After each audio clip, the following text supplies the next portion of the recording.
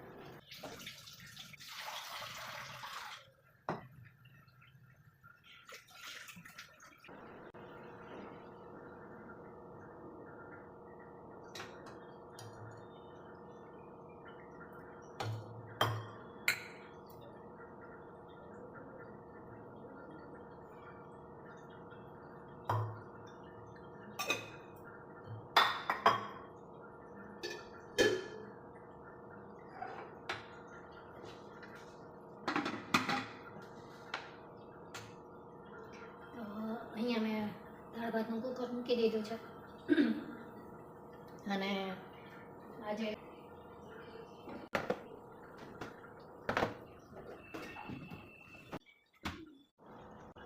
તો અહીંયા મેં દાળ ભાતનું કુકર મૂકી દીધું છે અને રીંગણા બટેટાનું શાક કરું છું. બે રીંગણા અને બટેટા લઈ લઉં.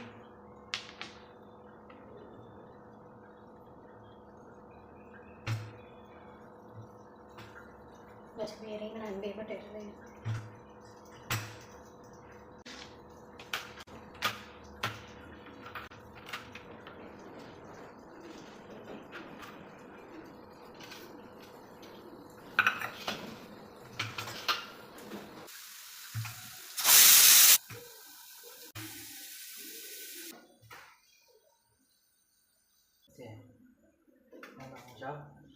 કેમ જમીન નથી?